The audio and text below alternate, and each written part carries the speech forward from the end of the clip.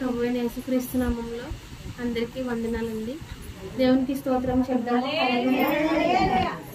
హల్లెలూయా. గట్టిగా చెప్దామా? హల్లెలూయా. రెండు చేతులు పైకెత్తి దేవునికి స్తోత్రం చెల్లించండి. హల్లెలూయా, హల్లెలూయా. దృష్టి ఎక్కడ ఉంచాలి? ఆదివారం స్కూల్లో ఉంచాలా? తేజ ఇంటి దగ్గర ఉంచాలా? దేవుని వాక్యం వైపు దృష్టిని ఉంచాలి. దేవుని వాక్యం చెప్తూ ఉండగా వాక్యాన్ని గౌరవించాలి, వాక్యాన్ని వినాలి. శ్రద్ధాశక్తులతో విన్నట్లయితే వాక్యం మనతో ఉంటుంది, మన హృదయంలో ఉంటుంది. వాక్యాన్ని హృదయంలో దాచుకున్నట్లయితే మనలో ఎవరుంటారు? యేసయ్య మనతో ఉంటారు. అది జ్ఞాపకం చేసుకుని ఆదివారం దేవుని సన్నిధానానికి వచ్చినప్పుడు చాలా శ్రద్ధాశక్తులతో మనము దేవుని సన్నిధిలో నిలిచి ఉండాలి. హల్లెలూయా, హల్లెలూయా. మంగళవారం స్త్రీల ప్రార్థన ఎవరింటి దగ్గర పెట్టమంటారు?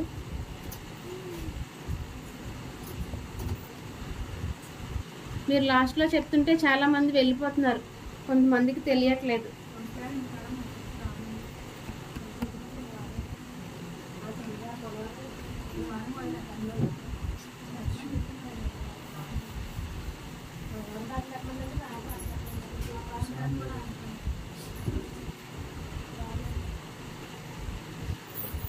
సరే అండి. తర్వాత రేపు ఏంటి? మొదటి సోమవారం కాబట్టి ఎవరి టైంలో వారు వచ్చి 1 గంట మాత్రమే ప్రార్థన చేయాలి. ప్రతి ఒక్కరు కూడా మానకుండా సమయానికి దేవుని సన్నిధికి వచ్చి ప్రార్థన చేయాలి. ఎవరి కోసం? మన కోసం, మన కుటుంబం కోసం, మన గ్రామం కోసం, మన దేశం కోసం ప్రార్థన చేయాలి. అనేకులను రక్షణలోనికి నడిపించుటకు చెప్పబడిన సాక్ష్యముల నిమిత్తం మనమందరం కూడా బాధ్యతతో ప్రార్థన చేయాలి. అంతేనా? హల్లెలూయా, హల్లెలూయా. దేవుని చేత ఆశీర్వదింపబడాలంటే ఏం చేయాలి? ఈరోజు మనం చెప్పుకోబోయే అంశం ఏంటంటే దేవుని చేత ఆశీర్వదింపబడాలంటే ఏం చేయాలి? కీర్తనల గ్రంథం 24వ అధ్యాయం 4-5 వచనాలు చదువుదాం.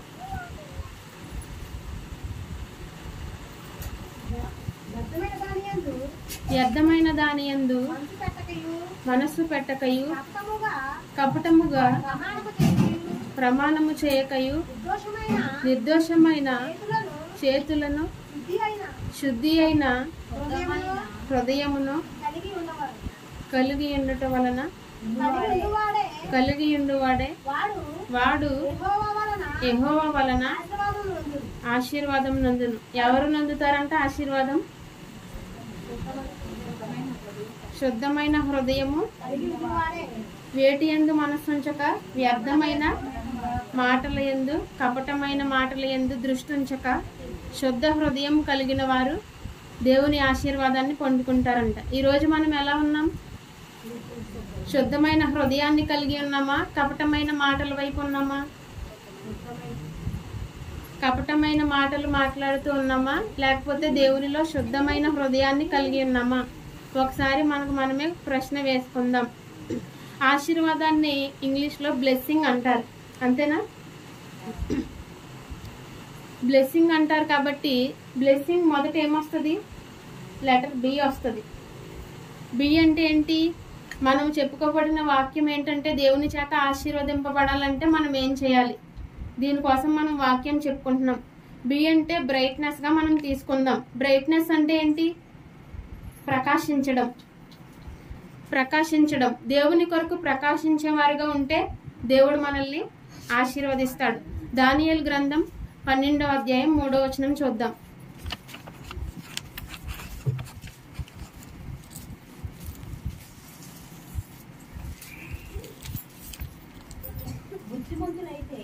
బుద్ధిమంతులైతే ఆకాశ మండలంలోని జ్యోతులను పోలిన వారై ప్రకాశించెదరు. నీతి మార్గమును అనుసరించి నడుచుకొనున్నట్లు ఎవరు అనేకులను త్రిప్పుదురో వారు నక్షత్రముల వలె నిరంతరము ప్రకాశించెదరు. చాలండి. బుద్ధిమంతులైతే ఎలా ఉంటారంట? ఆకాశ మండలంలో జ్యోతులను పోలిన వారి వలె ప్రకాశిస్తారంట. బుద్ధిమంతులుగా ఉంటే మనం ఎలా ప్రకాశిస్తాం? ఆకాశ మండలంలో జ్యోతుల వలె మనం ప్రకాశిస్తాం. వారు ఏం చేస్తారంట? బుద్ధిమంతులైతే దేవుని కొరకు అనేకులను దేవుని వైపుకు త్రిప్పుతారంట. దేవుని మాటలను అనేకులకు బోధిస్తారు. దేవుని సువార్తను అనేకులకు ప్రకటిస్తారు. అనేకులను దేవుని వెలుగులోనికి నడిపిస్తారు. అలాంటి స్థితిలో మనం ఉండాలి. బుద్ధిమంతుల వలె అనేకులను వెలుగులోనికి నడిపించే స్థితిలో మనం ఉండాలి.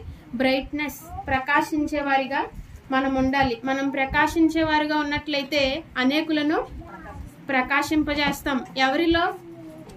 దేవునిలో ప్రకాశింపజేస్తాం. అనేకులను దేవునిలోనికి నడిపిస్తాం. అటువంటి ధన్యత, అటువంటి కృప దేవుడు మనందరికీ అనుగ్రహించునుగాక. ఆమేన్. హల్లెలూయా, హల్లెలూయా.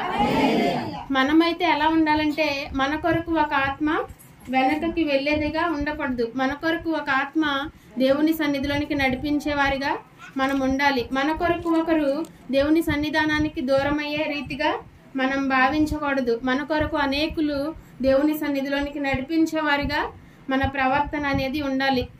అలా ఉన్నట్లయితే దేవుడు అంటున్నారు, మనల్ని ప్రకాశించే వారిగా చేస్తారంట. మనము ప్రకాశవంతమైన వారిగా ఉన్నట్లయితే దేవుడు ఏం చేస్తారు? మనల్ని ఆశీర్వదింపజేసేలా చేస్తారు, ఆశీర్వదింపబడేలా చేస్తారు. మన కుటుంబంలో అయితేనేమి, లేకపోతే మన వీధిలోను, మన గ్రామంలోను, అందరిలోనూ దేవుడు మనల్ని ఎలా చేస్తాడు? తలగా చేస్తాడు. ఆశీర్వదింపబడే కుటుంబంగా, ఆశీర్వదింపబడే వ్యక్తిగా నువ్వు నేను అందరూ ఉండాలంటే ఏం చేయాలి? మనము ప్రకాశించే వారిగా ఉండాలి. అనేకులను దేవునిలోనికి ప్రకాశింపజేయాలి. రెండవది చూద్దాం. బ్లెస్సింగ్ లో రెండో లెటర్ ఏంటి? ఎల్. ఎల్ అంటే లయన్. లయన్ ని మనం తీసుకుందాం ఇక్కడ. అయితే సామెతల గ్రంథం 28వ అధ్యాయం 1వ వచనం చదువుదాం.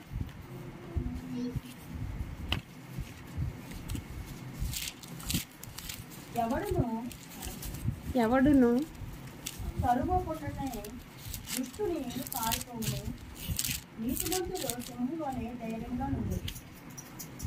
నీతిమంతులు సింహము వలె ధైర్యముగా నుందరు.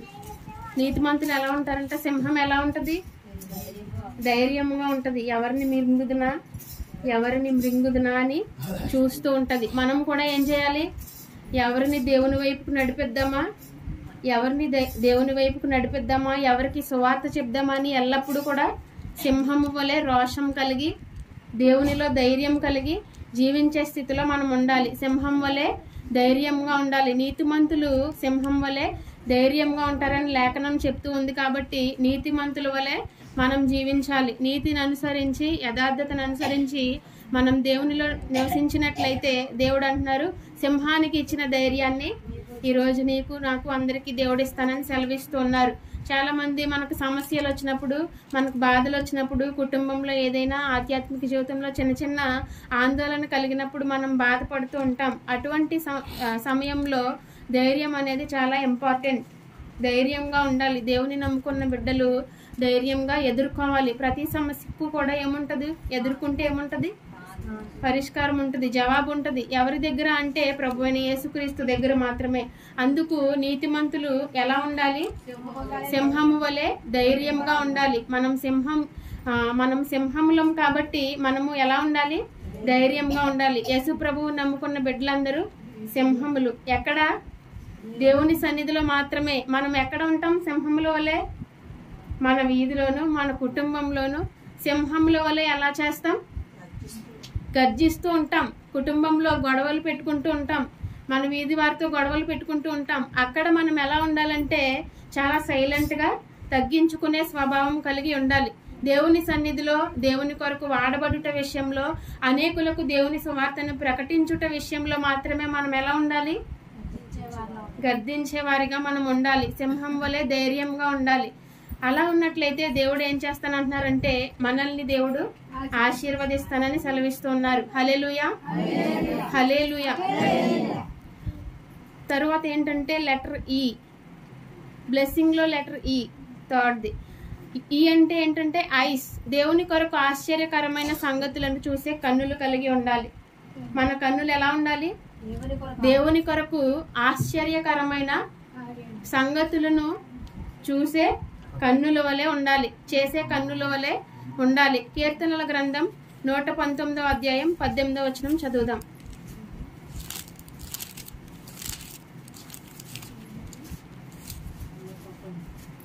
నేను నీ ధర్మశాస్త్రమునందు ఆశ్చర్యమైన సంగతులను చూచినట్లు నా కన్నులు తెరువుము. చాలండి. నేను నీ ధర్మశాస్త్రమునందు ఆశ్చర్యమైన సంగతులను చూచినట్లు నా కన్నులు తెరువుము. మన కన్నులు ఏం చేయాలంట? తెరవబడాలంట. దేనిని చూచుటకు? ఆశ్చర్యకరమైన కార్యములు చూచుటకు. దేవుడు మనకిచ్చే మేలు విషయంలో అయితేనేమి, మనకిచ్చే ఆశీర్వాదం విషయంలో అయితేనేమి, అది మనం తీసుకోగలిగే కెపాసిటీ మనకు ఉండాలి. దాన్ని గ్రహించుకునే సామర్థ్యత మనకు ఉండాలి. మనం దేవుడిచ్చే ఆశీర్వాదాన్ని తీసుకోవాలంటే మన కన్నులు ఏం చేయాలి? తెరవబడాలి. తెరవబడిన కన్నులు మనకు ఉన్నట్లయితే దేవుడు మనల్ని ఇంపైన ఆశీర్వాదంతో తృప్తిపరుస్తానని దేవుడు సెలవిస్తూ ఉన్నాడు. 4వది ఏంటంటే సక్సెస్. దేవుని వాక్యమును ధ్యానించి వర్ధిల్లుతూ ఉండాలి. యెహోషువ గ్రంథం 1వ అధ్యాయం 8వ వచనం.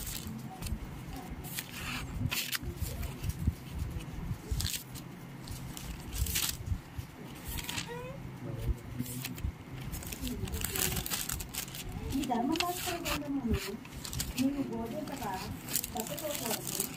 దానిలో రాయబడిన వాటన్నిటి ప్రకారము చేయుటకు నీవు జాగ్రత్త పడినట్లు దేవారాత్రము దాన్ని ధ్యానించిన ఎడల ఈ మార్గమును వృద్ధిలో చేసుకొని చక్కగా ప్రవర్తించు.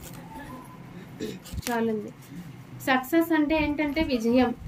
దేవుని వాక్యమును ధ్యానించి వర్ధిల్లుతూ ఉండాలి. ఎల్లప్పుడూ కూడా దేవుని వాక్యాన్ని ధ్యానించాలి. బాబాయ్ మాకు చదువు రాదండి, మాకు చదువుకోవడం రాదండి అంటారు చాలా మంది. దేవుని వాక్యాన్ని ధ్యానించడానికి ఏం అవసరం లేదు? చదువు అవసరం లేదు. ఎందుకంటే మనం చాలా వాక్యాలు వింటాం. దాన్ని ఏం చేయాలి? ఇంటికి వెళ్ళిన తర్వాత వాక్యాన్ని, చెప్పిన వాక్యాన్ని ధ్యానించాలి, నెమరు వేయాలి.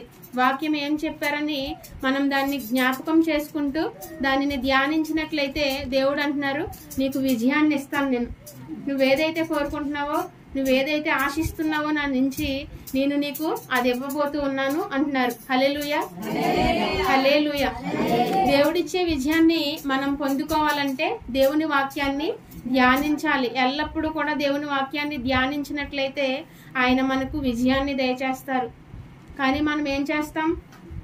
దేవుని పని చేయం. కానీ దేవుడు మనకి ఏం చేయాలి? మన పని ఆయన చేయాలి. మనం ఒక నిబంధన పెట్టుకుందాం. ఏంటంటే దేవుని పని మనం చేయాలి, అప్పుడు మన పని దేవుడే చేస్తారు. మనం దేవుని పని చేయాలి. నూతన సంవత్సరం వచ్చిన తర్వాత మనం కొన్ని పనులు స్టార్ట్ చేస్తున్నాం దేవుని కొరకు వాడబడేలాగా. అలాగే ఇంకనూ మనం దేవునిలో ఫలించే రీతిగా ఆయన కొరకు వాడబడినట్లు ఆయన కొరకు పని చేయాలి. అప్పుడు ఆయన మన పని చేస్తారు. దానిని నమ్మి మనం అనుదినము దానిని గుర్తు తెచ్చుకుంటూ దేవుని వాక్యాన్ని ధ్యానిస్తే ఆయన మనకు ఏమిస్తారు?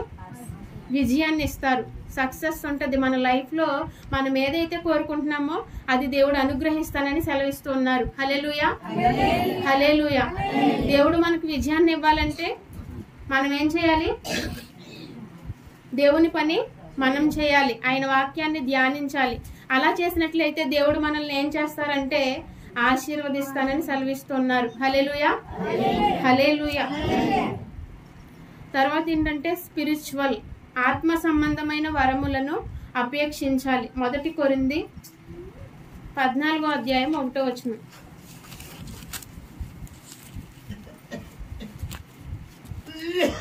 ప్రేమ కలిగి ఉండుటకు ప్రయాసపడుడి, ఆత్మ సంబంధమైన వరములను ఆసక్తిగా ఆకర్షించుడి. విశేషముగా మీరు ప్రవచన వరము ఆకర్షించుడి. ఎందుకనగా భాషలతో మాట్లాడేవారు మనుషులతో కాదు, దేవునితో మాట్లాడుతున్నారు. చాలండి. మనం ఏం చేయాలంటే ఆత్మ సంబంధమైన వరములను పొందుకోవాలి. శరీరానుసారమైన క్రియలు కాదు, కానీ లోకానుసారమైన వాటినన్నీ కూడా విడిచిపెట్టి దేవునిలోకి వచ్చిన తర్వాత అనేక విధాలైన వరములను మనం పొందుకునే స్థితిలో ఉండాలి. వరము అనగా ఏంటి? దేవుని సన్నిధిలో వాయిద్యములు వాయించడం కూడా దేవుడిచ్చే వరమే. పాటలు పాడడం ఒక వరం, వాక్యాన్ని చదవడం ఒక వరం. అన్నీ కూడా ఏ చిన్న పనైనా పరిచర్య, దేవునిలో పరిచర్య, ఇవన్నీ సువార్త, ఇవన్నీ కూడా వరములు. కాబట్టి ఆత్మ సంబంధమైన వరములను మనం కలిగి ఉండాలి. ఏ పని అయితే మనం దేవునిలో కలిగి ఉంటామో, నువ్వు నా కొరకు ఒక పని చేస్తే దేవుడు మన కొరకు ఎన్ని చేస్తాడు? రెట్టింపు దీవెన మనకి ఇస్తాడు. మనం ఒక పని చేస్తే దేవుడు ఎన్ని ఇస్తాడు? ఒకటి చేస్తే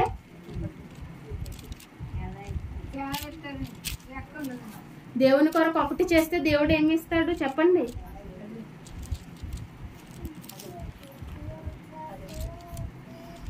గట్టిగా చెప్పండి. దేవుని కొరకు ఒకటి చేస్తే దేవుడు ఎన్ని ఇస్తాడు? 10 దీవెన ఆశీర్వాదములు దేవుడు ఇస్తాడు. కాబట్టి దేవుని కొరకు మనము అనేక విధాలైన క్రియలు చేసేవారిగా మనం ఉండాలి. క్రియలు లేని విశ్వాసం ఏంటిది? మృతం.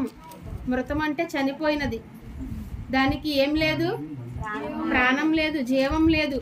కాబట్టి మనం క్రియలు చేసి ఏం చేయాలి? విజయాన్ని సాధించాలి. క్రియలు చేసి ఆశీర్వాదాన్ని పొందుకోవాలి. క్రియలు చేయకుండా ప్రభువా నువ్వు నాకు ఇచ్చేయంటే దేవుడు ఇస్తారా? మనం దేవునిలో వాడబడాలి, దేవునికి ఇవ్వాలి, దేవుని నుంచి 10 దీవెన ఆశీర్వాదాన్ని పొందుకోవాలి. హల్లెలూయా, హల్లెలూయా. తర్వాత ఐ, ఇంటెలిజెంట్. ఐ అంటే ఏంటి? ఇంటెలిజెంట్ అంటే తెలివైన వారు. సామెతల గ్రంథం 4వ అధ్యాయం 5వ వచనం, అలాగే 10వ అధ్యాయం 13వ వచనం.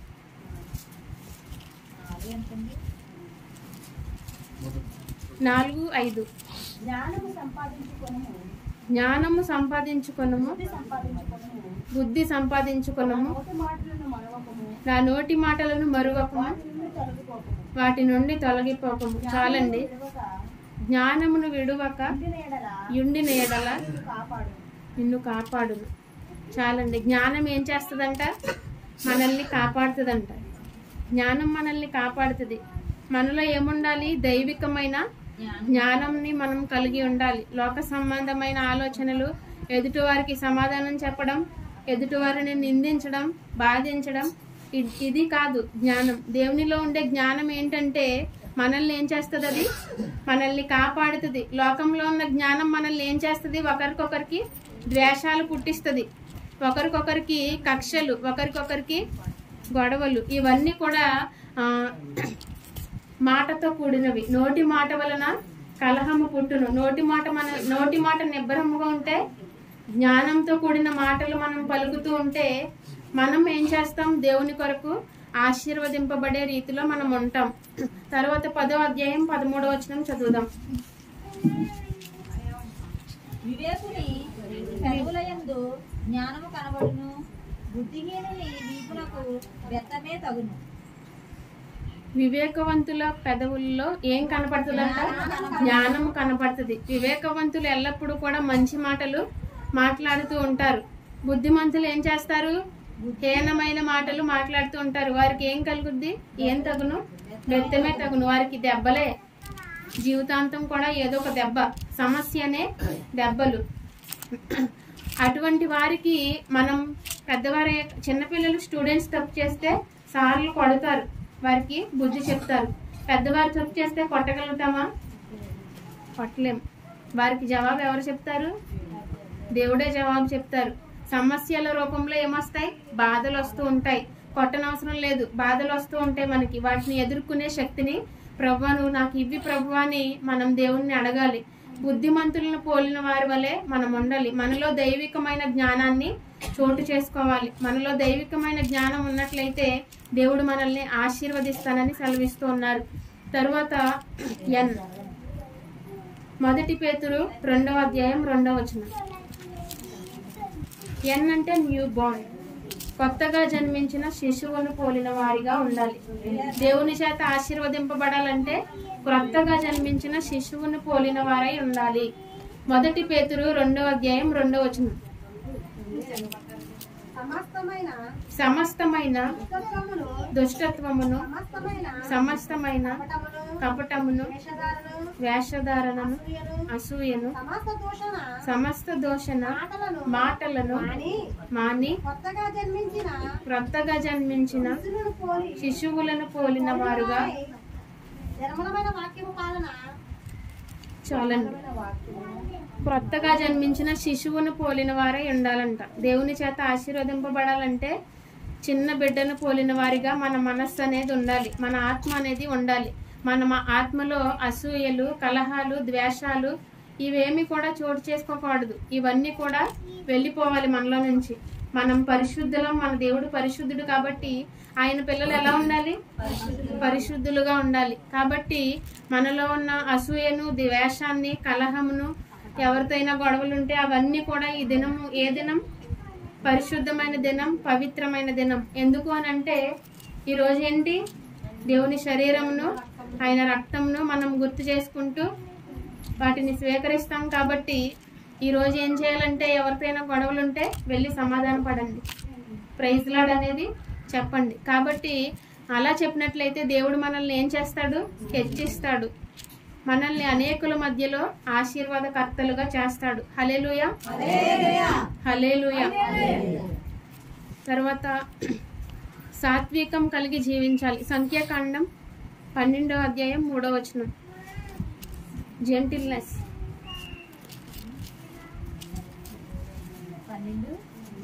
12వ అధ్యాయం 3వ వచనం. యెహోవా నా మాట వినెను. మోషే భూమి మీదనున్న వారందరిలో మిక్కిలి సాత్వికుడు. మోషే ఎవరంట? భూమి మీదనున్న వారందరిలో కూడా మిక్కిలి సాత్వికుడు. సాత్వికమైన మనస్సు కలిగి జీవించేవాడు. తర్వాత సాత్వికులు ధన్యులు, వారు భూలోకమును స్వతంత్రించుకుందరు. మత్తయి సువార్త 5వ అధ్యాయం 5వ వచనంలో ఉంటది. సాత్వికమైన మనస్సు అనేది మనకు చాలా ఇంపార్టెంట్. సాత్వికం కలిగి ఉండాలి, సాత్వికంతో మనం జీవించాలి. తర్వాత సామెతల గ్రంథం 15వ అధ్యాయం 4వ వచనంలో ఉంటది, సాత్వికమైన నాలుక జీవ వృక్షము. దానిలో ఏముంటదంట? దానిలో కుటిలత ఉండిన ఎడల ఆత్మకు భంగం కలిగిను. సాత్వికంలో కుటిలత ఉంటే మన ఆత్మకి ఏం కలుగుతుందంట? భంగం కలుగుతుందంట. సాత్వికంలో ఎలా ఉండాలి? మనం నిబ్బరముగా ఉండాలి. సాత్వికం ధరించుకునే వారిగా ఉన్నట్లయితే మనల్ని దేవుడు ఏం చేస్తాడు? ఆశీర్వాదకర్తలుగా చేస్తాడు. హల్లెలూయా, హల్లెలూయా. అటువంటి స్థితిలో దేవుడు మనందరినీ కూడా ఉంచాలని ఎల్లప్పుడూ కూడా మనం ప్రార్థన చేసుకుందాం. దేవుడిచ్చే బ్లెస్సింగ్ ని మనం పొందుకుందాం. హల్లెలూయా. దేవుడి చిన్న వాక్యం దీవించును గాక.